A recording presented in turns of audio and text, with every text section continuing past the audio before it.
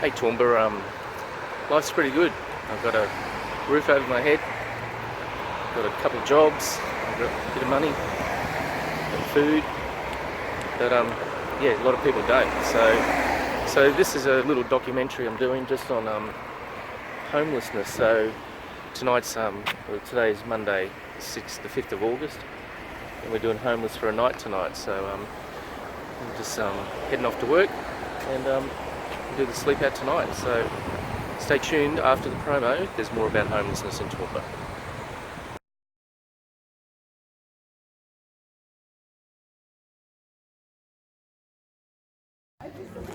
If you want to stay outside, you can, but it's cold us soon. Yeah, I'll get there in the back, just so I have like a space where I can get out.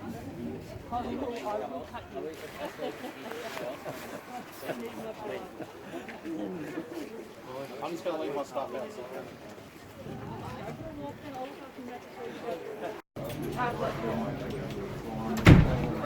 Okay, guys, if you can take a seat somewhere, that would be awesome. Did you have more to say? No, you Okay, excellent. So it's been great, hasn't it, to be out, time out. Last year was about, I don't know, 7 or 8 degrees colder. So enjoy tonight. But we just wanted to have a bit of a panel. Nat wanted to have a bit of a panel and just to ask questions about and to talk a little bit about the things that are happening within homelessness in Toowoomba, because there's some really good things happening. There's a lot of wraparound services that we all do. So each person here represents something different. So I'm going to ask them a few questions.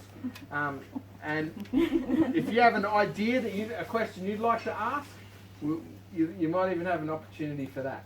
So we've got 15 minutes. 15 minutes. Yeah. Okay, great. Wow, that's a lot. Do I have to take hold of it? Very good, it is. If the heaters are on. Cool. So Jeff, this is Jeff Chesters. Jeff works for Kalila Kindergarten, and he particularly looks after Indigenous people and clients, and has a real take on homelessness of the Indigenous in Toowoomba. So mate, can you talk a little bit about that first? Yeah, thank you. I've been here for 36 years, and I've watched Aboriginal homelessness get worse every day. And people don't realise that when you see 20 or 30 people in one house, that's not all because they can't get a home or anything. It leads to no money and things like that. So then they are homeless, because when they're looking for their money and things like that, some of them don't have bank accounts and things, so they're not got any money whatsoever. So, and in this day and age, it's pretty hard to think that you can't get a dole and things like that. But homeless people in general find it hard, but Aboriginal people here, we've only got about 9,000 of us in Toowoomba, and I reckon there's probably about 2,000 homeless people, Aboriginal, that you don't see. The problem is they don't come out and ask questions, they don't ask for special help, and it's, the housing hub just of late have got a couple of Murray people, which is great to have them there, so they see them, they get used to them, and they start to open up. It's about conversation with us. A lot of people don't know how to walk up to an Aboriginal person and say, do you want help? You know, they won't accept it straight away anyhow. So my take, I've been going to the Sunshine Coast, and I've dropped a lot of stuff, boxes of stuff off here.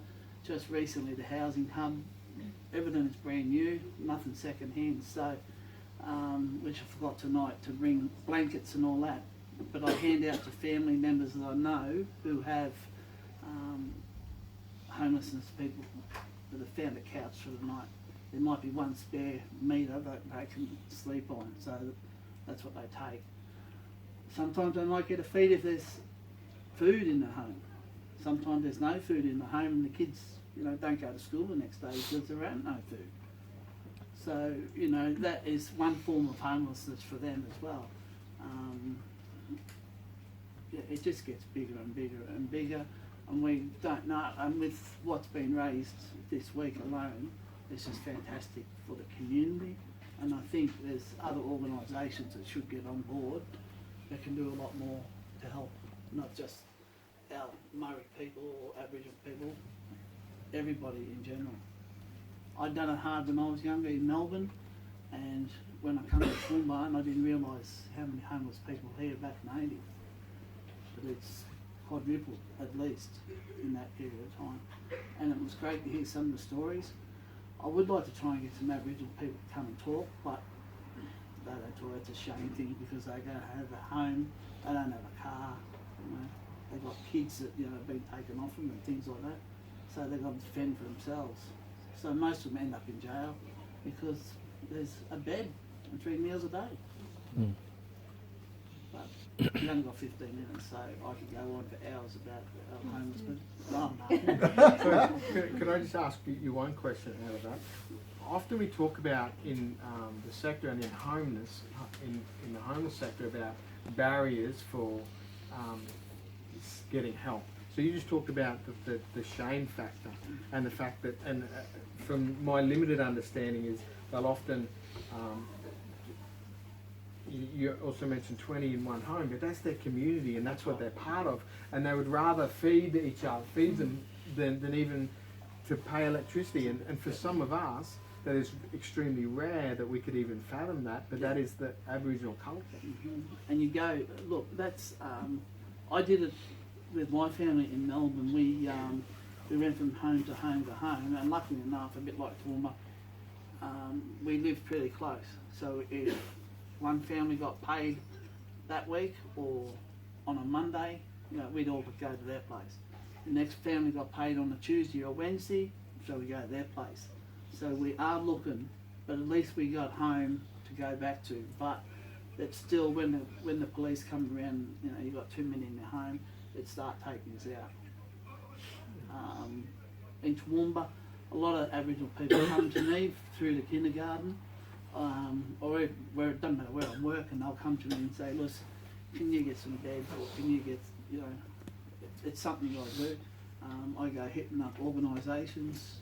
There's that many out there that have beds, blankets, sheets, you know, clothes that are sitting in sheds that nobody knows about. But it's all word of mouth. So I then go and hit these people and say, look, if they're not doing anything, can I take them and use them and give them away? And when they sell them, and tell them the truth, it's going to help people have a bed. Yeah. And there's a lot of kids in this town that don't have beds. Yeah. They sleep on the floor every night, you know, so some kids wouldn't even know the taste of McDonald's or Kentucky Fried Chicken. You know, it's been that long since they've had a decent feed. So as a part of Kalila, we buy some food and we take it around to those who need the help, and we just say it's a donation, and then obviously you'll get tears and things like that. We didn't ask for it. I said, well, you don't have to ask. We know what's happening. So our little tight community, we call it the grapevine, Murray grapevine, as many of you would have heard. So that's how it gets around. You won't see a lot of this on Facebook or Messenger or whatever the sites that we use. It's all word of mouth. Mate, thanks for that. Really appreciate it. And as part of that, I'd like to acknowledge the original inhabitants of the land that we gather on, the Jarrah and the Gobble people, and recognise that they looked after it, and the elders past, present and emerging, and that this is how we do it. This is much better way for me that we hear the stories. We've lost the art of yarning in a Western society, and I'm really passionate about that.